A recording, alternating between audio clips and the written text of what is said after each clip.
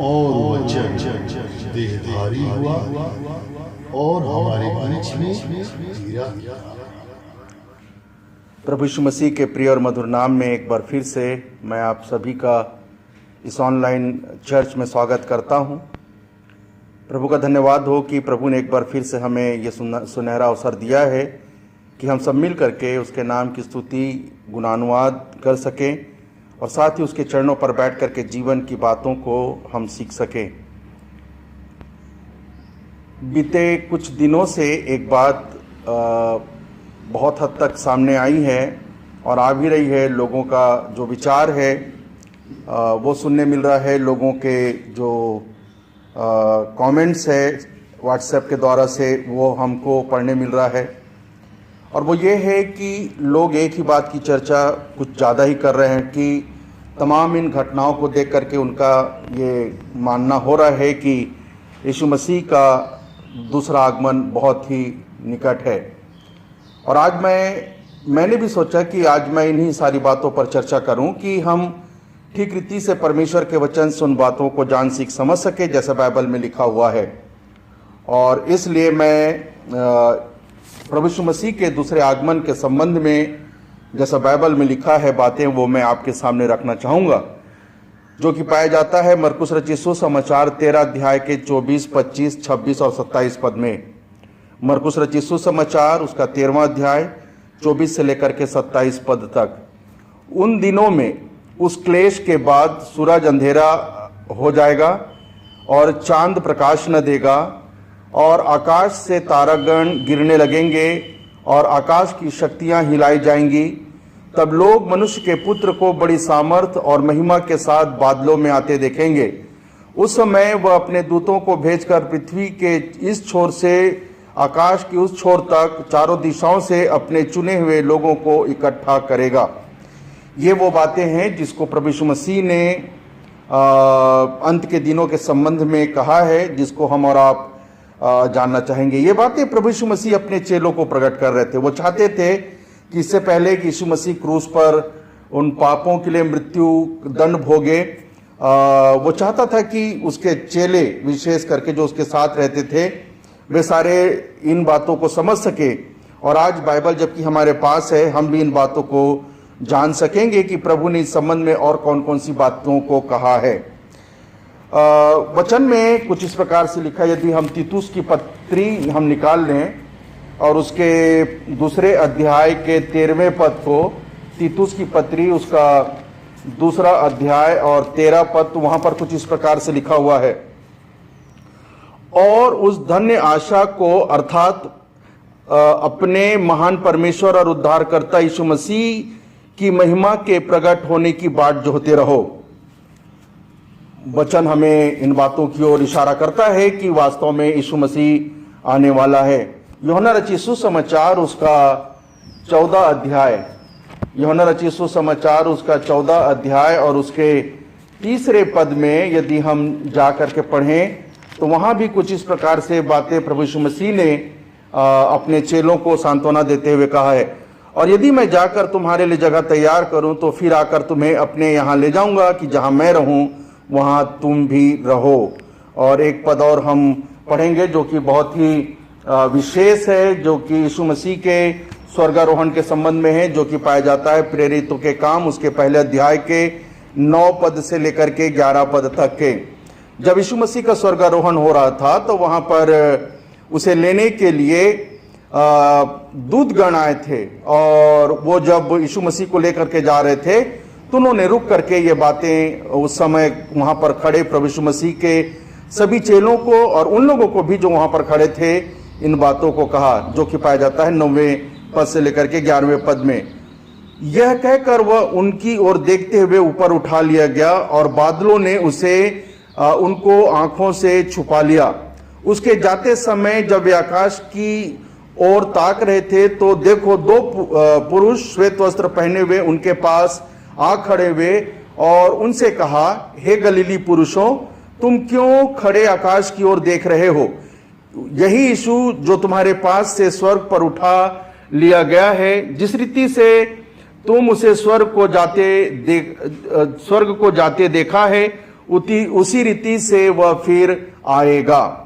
अब ये वो बातें हैं प्रियो जो यीशु मसीह के दूसरे आगमन की ओर इशारा करता है। लेकिन जो चर्चाएं वर्तमान में हो रही है घटनाओं को देख करके, उस संबंध में बाइबल में ढेर सारी बातें लिखी हुई है और मैं चाहूंगा कि हम इस बात को जाने, बाइबल की बातों को जाने, ना कि हम अपने से उन बातों को सोचे विचारें और चंद पदों को रख करके कुछ एक्स्ट्रा तरीके से कहें। मरकुस रचित सुसमाचार के 13वें अध्याय को जिसको हमने पढ़ा है, उसके 24वें पद के पहले ही लाइन में लिखा हुआ है, उन दिनों में उस क्लेश के बाद। अब ये खास बात है क्योंकि बाइबल पूरी रीति से मुकम्मल है और वो तमाम बातों को कहता है। ये बातें तब कही गई जब यीशु मसीह अपने चेलों के साथ, पहले 13वें अध्याय के पहले पद में पढ़े तो लिखा है, जब वो मंदिर से निकल रहा था तो उसके चेलों में से एक ने उससे कहा, हे गुरु देख कैसे विशाल पत्थर और कैसे भव्य भवन है। तब यीशु मसीह ने ये जवाब दिया, क्या तुम ये बड़े बड़े भवन देखते हो? यहाँ पत्थर भी बचा न रहेगा जो ढाया न जाए। और तब फिर जो बातें यहाँ पर लिखा हुआ है वो ये है कि यीशु मसीह के चेले उसके साथ जैतून पहाड़ पर मंदिर के सामने जब वो बैठ गया तो पतरस, याकूब और यूहन्ना और अंद्रयास ने अलग जाकर उससे पूछा, हमें बता कि ये बातें कब होगी। अब ये वो चीज है जिसको मुझको और आपको जानना है, जिसका हमने शुरुआत 24वें पद से किया था। और जब ये सब बातें पूरी होने पर होंगी उस समय का क्या चिन्ह होगा। बिल्कुल ही ठीक ठीक प्रभु के इन चेलों ने उनसे पूछा। तब यीशु मसीह उनसे कहने लगा, मैं थोड़ी थोड़ी बातें यहां पर रखूंगा, बाकी आप 13वां अध्याय जो है अवश्य अपने घर में पूरी रीति से पढ़ लेंगे। यीशु मसीह उनसे कहने लगा, चौकस रहो कि कोई तुम्हें भरमाने ना पाए। अर्थात यह हुआ कि अंत के दिनों में बहुत सारे लोग भरमाने वाले आएंगे, लड़ाइयां की चर्चा होंगी और फिर जो है जाति जाति पर, राज्य राज्य पर चढ़ाई करेगा, भूकंप होंगे, अकाल पड़ेंगे और ये तो पीड़ाओं का आरंभ है। मतलब ये है कि ये बातें अभी शुरू होने वाली है और उसी में ये बहुत बड़ी पीड़ा शुरू हो जाएगी। फिर उसके बाद 9वें पद में लिखा है, तुम अपने विषय में चौकस रहो। फिर प्रभु यीशु मसीह का वचन कहता है कि अपने बारे में चौकस रहो। वो ये है कि लोग तुम्हें महासभाओं में सौंपेंगे, तुम पंचायत में पीटे जाओगे, मेरे कारण हाकिमों और राजाओं के आगे खड़े किए जाओगे ताकि उनके लिए गवाही हो, और तमाम बातें यहां पर जो लिखा हुआ है। उसके बाद जो है भाई भाई का न रहेगा, पिता पुत्र का न रहेगा, एक दूसरे का घात करेंगे, बच्चे माता पिता के विरोध में उठ खड़े होंगे, उन्हें मरवा डालेंगे, ये तमाम बातें। फिर उसके बाद लिखा है, जो अंत तक धीरज धरे रहेगा उसी का उद्धार होगा, अर्थात वही अनंत जीवन में प्रवेश करने पाएगा। फिर 14वें पद में आगे आ जाएं, जब तुम उजाड़ने वाली घृणित वस्तुओं को जहां उचित नहीं वहां खड़े देखो, पढ़ने वाला समझ ले, तब यहूदियों में से लोग जो है पहाड़ों पर भाग जाएंगे और तमाम प्रकार की बातें। और प्रार्थना किया करो कि यह जाड़े में ना हो। प्रभु यीशु मसीह ने एक बात जरूर कहा है कि प्रार्थना करो कि ये घटनाएं जो है यीशु मसीह के आने की वो जाड़े में ना हो, क्योंकि वे दिन ऐसे क्लेश के दिन होंगे कि सृष्टि के आरंभ से जो परमेश्वर ने सृजी है जब तक ना हो तो हुए और ना फिर कभी फिरेंगे, और ये तमाम बातें। फिर उसके बाद लिखा है, उस समय तुम में से कोई कहे देखो मसीह यहां है या वहां है तो प्रतीति ना करना। ये बहुत सारी चेतावनी है और ये जो है फिर कहता है तुम चौकस रहो। यदि अपन 23वें पद में पढ़े तो वहां पर फिर कहता है कि चौकस रहो, और तब फिर 24वां पद शुरू होता है, उन दिनों में उस क्लेश के बाद। अब प्रियो, अब इन चीजों को हमको और आपको समझना है कि उन दिनों में उस क्लेश के बाद क्या होगा। अब सिलसिलेवार जो है पहली बात जो उसके क्रम को हम समझने की कोशिश करेंगे कि क्या क्या होता है। सबसे पहली बात जो है, शैतान का पूरा तांडव जो है इस संसार में होता चला जाएगा, और यह बात हम जो है बेहतर तरीके से जान सकते हैं। उसके बाद शैतान का 7 साल की संधि इजराइल के साथ होगा, जिसमें सब कुछ सामान्य लगेगा, लेकिन बीच ही में शैतान पवित्र स्थान में घुसकर अपने आप को ईश्वर ठहराएगा, जो कि हम दानियल नबी की पुस्तक उसके 9 अध्याय यदि हम निकालें, दानियल नबी की पुस्तक उसका 9वां अध्याय, तो वहां पर कुछ ये बातें लिखा हुआ, 9 अध्याय 27 पद में कुछ इस प्रकार से लिखा हुआ है, वह प्रधान एक सप्ताह के लिए बहुतों के संग दृढ़ वाचा बांधेगा। ऐसे लगेगा कि शैतान चारों तरफ से संधि बना करके लोगों के साथ सामान्य तरीके से रहना चाहता है।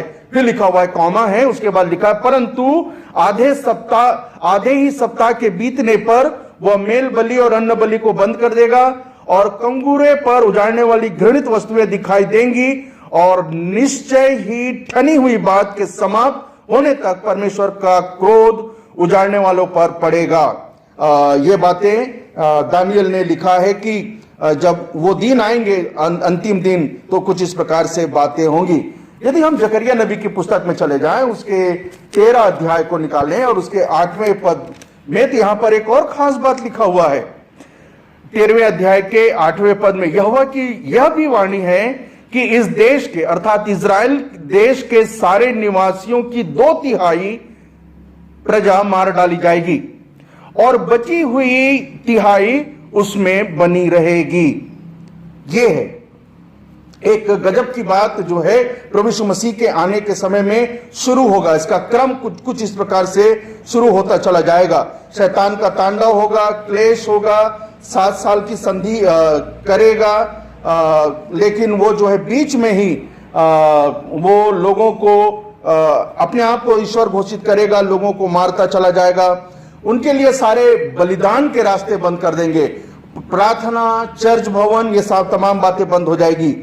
परंतु एक और बात जो है मरकुस रचित सुसमाचार के 13वें अध्याय के 20वें पद में लिखा हुआ है। मरकुस रचित सुसमाचार उसका 13 अध्याय और उसका 20वां पद कुछ इस प्रकार से कहता है। यहां पर लिखा हुआ है कि प्रभु उन दिनों को, यदि प्रभु उन दिनों को न घटाता तो कोई प्राणी भी न बचता, परंतु उन चुने हुओं के कारण उसने, जिसको उसने चुना है, उन दिनों को घटाया है, जिसके कारण से आज हम और आप ये कह सकते हैं कि हम धन्य आशा में जीवन व्यतीत कर रहे हैं और हमारे बचने की उम्मीद जाग जाती है। तो ये वो पहली बात है जिसको मुझको और आपको समझना है कि एक क्रम है जो होता चला जाएगा और इसके होने से और भी बातें आगे बढ़ेंगी और फिर जो है यीशु मसीह का फिर जैसे दोबारा आगमन की हम बात कर रहे हैं वो फिर होने लगेगा। दूसरी बात जो मैं आपसे कहना चाहता हूं, पहली बात तो है क्रम की थी जो शुरुआत होगी, और दूसरी बात है उसके आने की तैयारी कि देखिए हर कोई कहीं दूसरी जगह जाता है या किसी को लेने जाता है तो पूरी तैयारी के साथ जाता है। हम कहीं जाते हैं पूरी तैयारी के साथ जाते हैं, किसी को लेने जाते हैं पूरी तैयारी के साथ जाते हैं। उसी प्रकार से यीशु मसीह भी पूरी की पूरी तैयारी के साथ आएगा और उसके दोबारा आगमन की जो तैयारी है वो सामान्य नहीं होगी, वो जैसा हम पढ़ रहे हैं उसी प्रकार से होगा।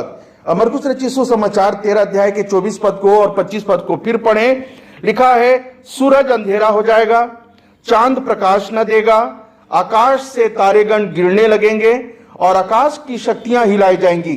ये तमाम बातें जो है होने लगेगा और तब फिर उसके बाद यीशु के आने की बातें कही जा रही है। मत्ती रचित सुसमाचार उसका 24 अध्याय और 29 पद, वहां भी कुछ इसी प्रकार की बातें हमको पढ़ने को मिलता है। उन दिनों के क्लेश के तुरंत बाद सूर्य अंधियारा हो जाएगा, चंद्रमा का प्रकाश जाता रहेगा और तारेगण आकाश से गिरेंगे और आकाश की शक्तियां हिलाई जाएंगी।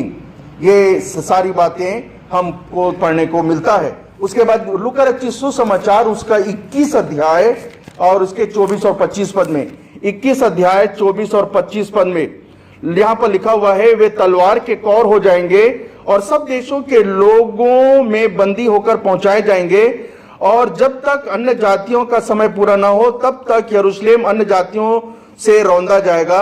सूरज और चांद और तारे में चिन्ह दिखाई देंगे और पृथ्वी पर देश देश के लोगों को संकट होगा, क्योंकि वे समुद्र के गरजने और लहरों के कोलाहल से घबरा जाएंगे। ये सारी बातें होती चली जाएगी। प्रियो, एक ऐसा मंजर जो है प्रभु अपने आने के लिए बता रहा है या तैयारी करवा रहा है, जो होगा, जिसको देख करके लोगों के बीच में एक बड़ा जबरदस्त कोलाहल होगा, घबराहट होगी, और लोग जो हैं इतने डर जाएंगे कि उन्हें समझ में नहीं आएगा कि उनको क्या करना चाहिए।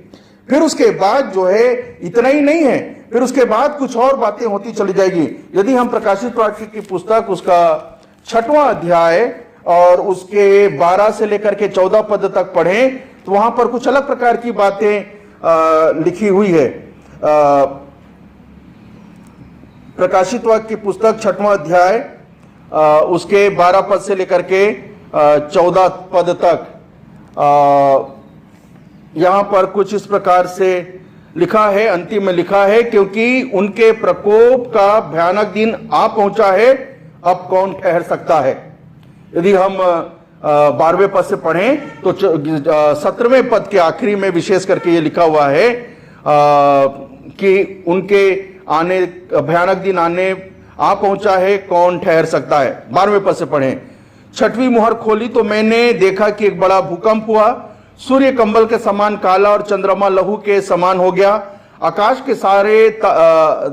के तारे पृथ्वी पर ऐसे गिर पड़े जैसे बड़ी आंधी से हिलकर अंजीर के पेड़ में से कच्चे फल गिरते हैं। आकाश एक ऐसा सरक गया जैसा पत्र लपेटने से सरक जाता है, और हर एक पहाड़ और टापू अपने अपने स्थान से टल गया। ये सब तमाम बातें जो हैं प्रभु यीशु मसीह के आने के संबंध में कही जा रही है। यशायाह नबी की पुस्तक और उसके 13वां अध्याय को निकालें। यशायाह नबी की पुस्तक उसका 13 अध्याय और उसके 6 पद से लेकर के यदि हम पढ़ेंगे तो वहां पर भी बहुत सारी बातें लिखा हुआ है।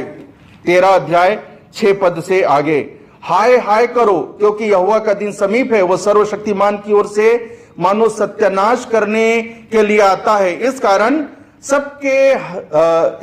सबके हाथ ढीले पड़ेंगे, हर एक मनुष्य का हृदय पिघल जाएगा, वे घबरा जाएंगे, उनको पीड़ा और शोक होगा, उनको जच्चा किसी पीड़ाएं होंगी, वे चकित होकर एक दूसरे की ओर ताकते रहेंगे, मुंह जल जाएंगे। देखो, यहोवा का वह दिन रोष और क्रोध और निर्दयता के साथ आता है, और वह पृथ्वी को उजाड़ डाले और पापियों को उसमें से नष्ट करे, क्योंकि आकाश के तारागण और बड़े बड़े नक्षत्र अपना प्रकाश न देंगे, और सूर्य उदय होते ही अंधेरा हो जाएगा, चंद्रमा अपना प्रकाश न देगा। मैं जगत के लोगों को उनकी बुराई के कारण और दुष्टों को उनके अधर्म का दंड दूंगा। मैं अभिमानियों के अभिमान का नाश करूंगा और उपद्रव करने वालों के घमंड को तोड़ूंगा। यीशु मसीह का या परमेश्वर का ये कहना है, और बहुत सारी बातें यहां पर लिखा हुआ है। फिर जो है प्रियो लिखा हुआ है, प्रभु का क्रोध इतना अधिक भड़का रहेगा कि वे खदेड़े हुए हिरनी या बीने चरवाहे के समान अपने अपने लोगों की ओर फिरेंगे और अपने अपने देश की ओर भाग जाएंगे। जो कोई मिले वो बेधा जाएगा, और जो कोई पकड़ा जाए वो तलवार से मार डाला जाएगा। उनके बाल बच्चे उनके सामने पटक दिए जाएंगे, उनके घर लूट लिए जाएंगे, और उनकी स्त्रियां भ्रष्ट की जाएंगी। ये तमाम चीजें जो है होती चली जाएगी। और इन तमाम महाकाल संकट और घबराहट के बीच में एक खास बात होगा, जो भी एक प्रभु यीशु मसीह के दोबारा आने का चिन्ह है, वो ये है। मैं इसे आपके सामने रखना चाहूंगा।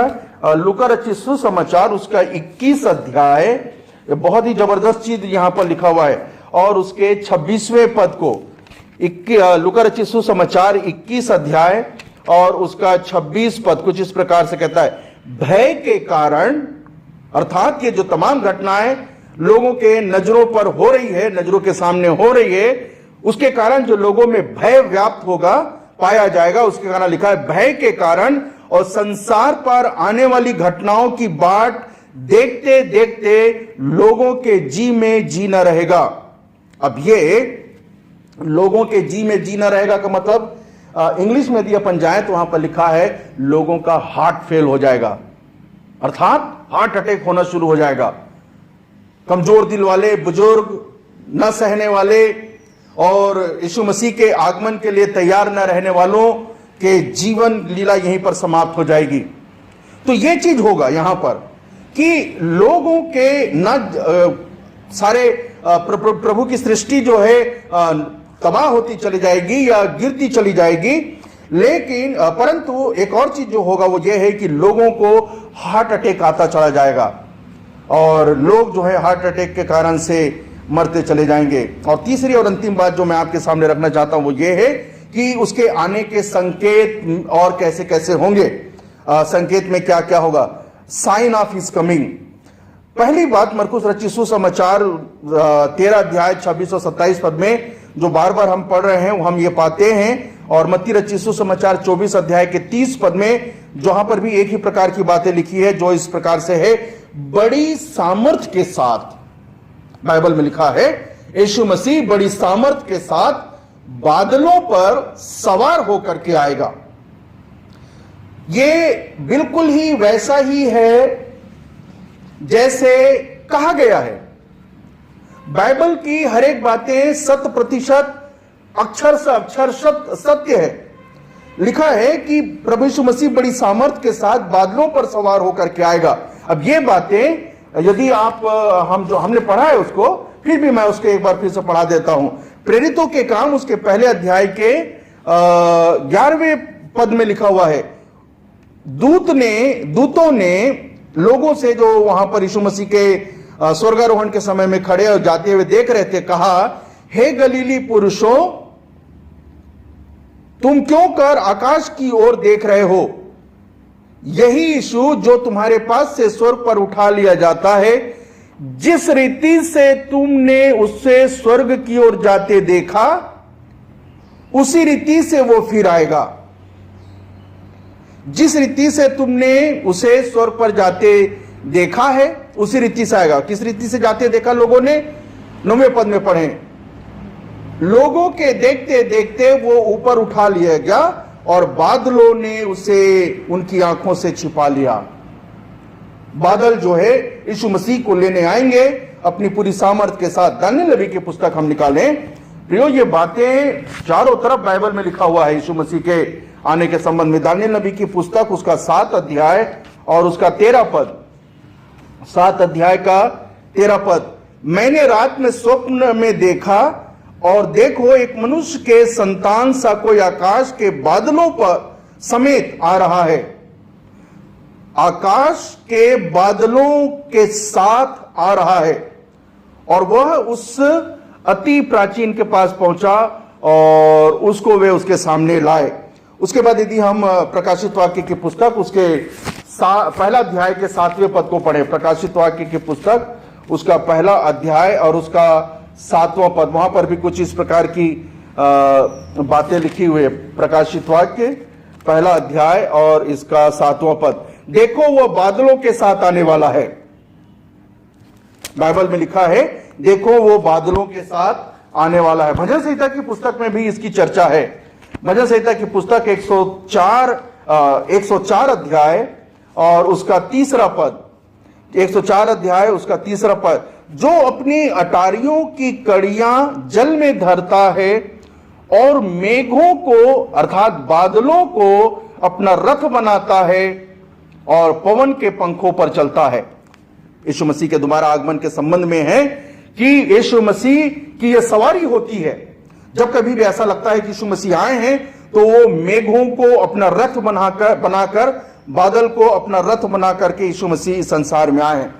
उसके बाद यशायाह नबी की पुस्तक उसका 19 अध्याय और उसका पहला पद, यशायाह नबी की पुस्तक उसका 19 अध्याय और उसका पहला पद इस प्रकार से लिखा है, मिस्र के विषय में भारी भविष्यवाणी, देखो यहोवा शीघ्र उड़ने वाले बादल पर सवार होकर आ रहा है।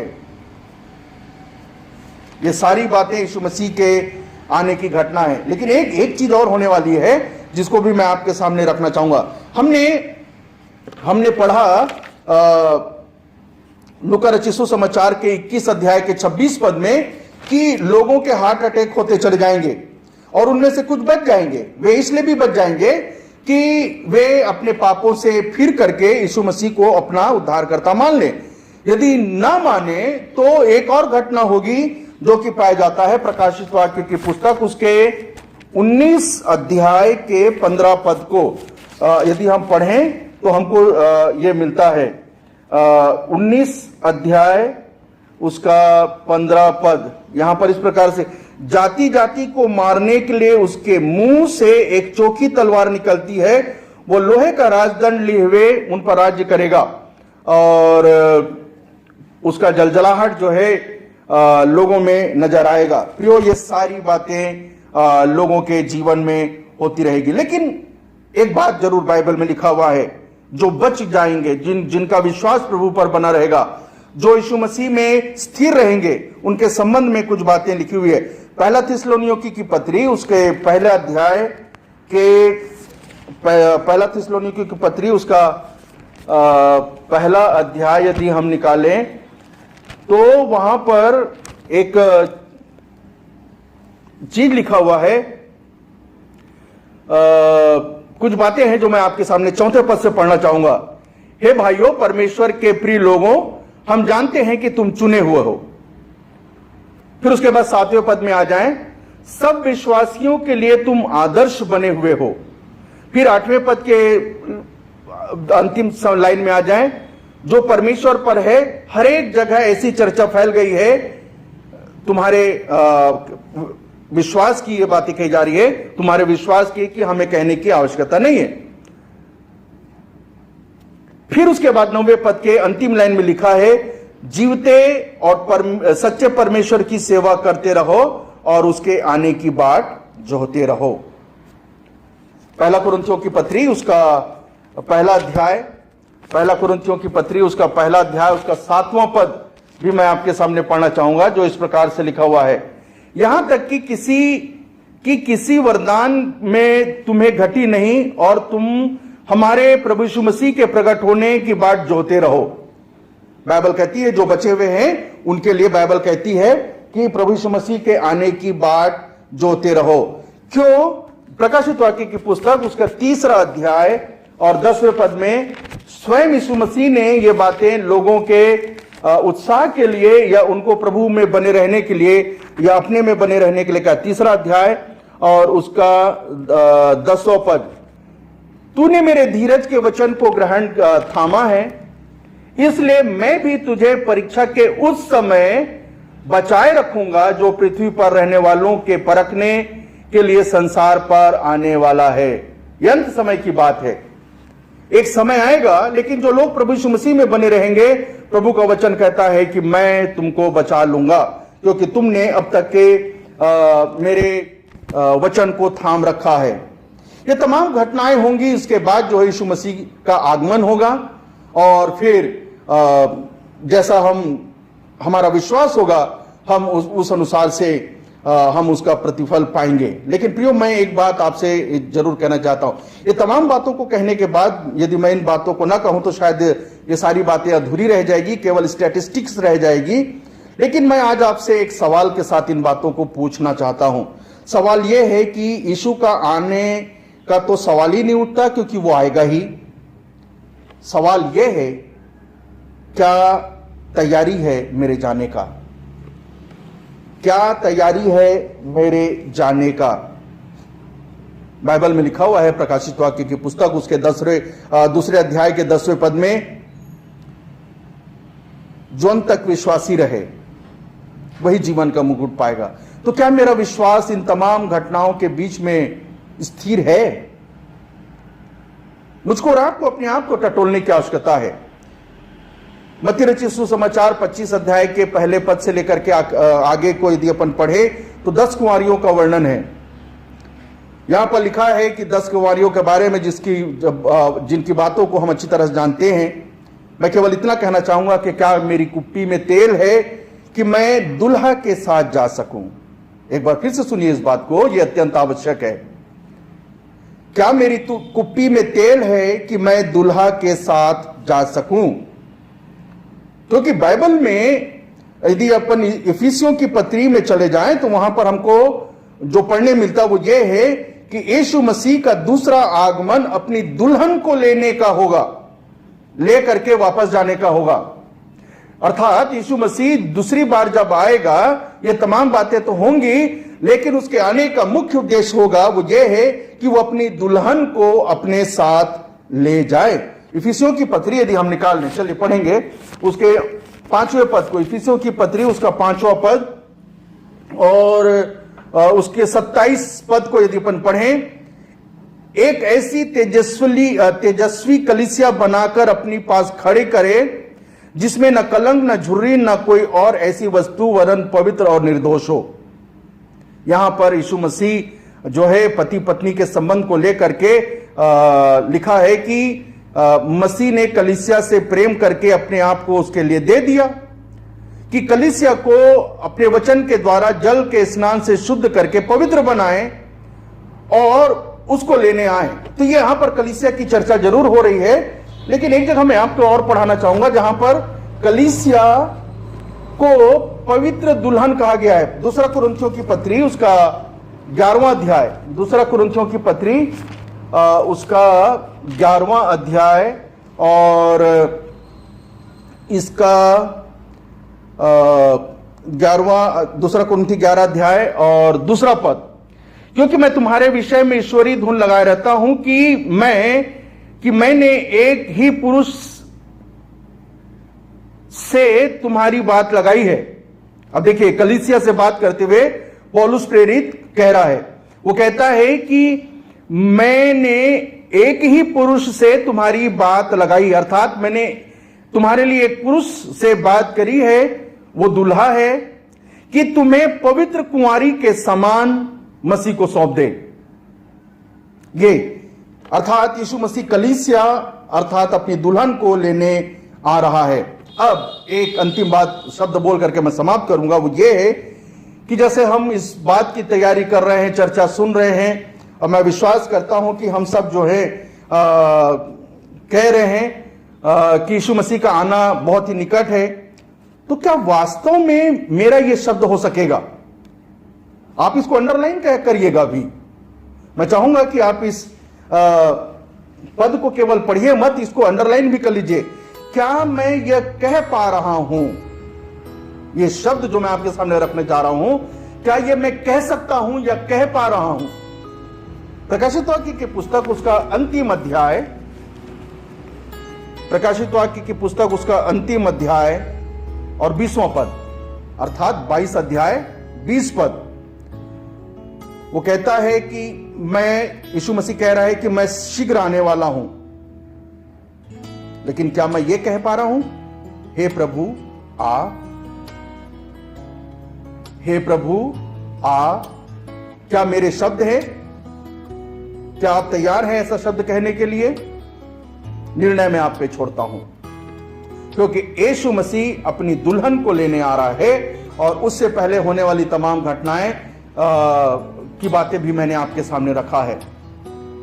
क्या मैं प्रभु यीशु मसीह की दुल्हन के समान तैयार हूं और कह रहा हूं कि प्रभु आ? प्रभु हम सबों को आशीष दे इन बातों को समझने के लिए कि केवल हम उसके आने की चर्चा न करें, परंतु अपने जाने की बात भी करें कि मैं क्या जाने के लिए तैयार हूं।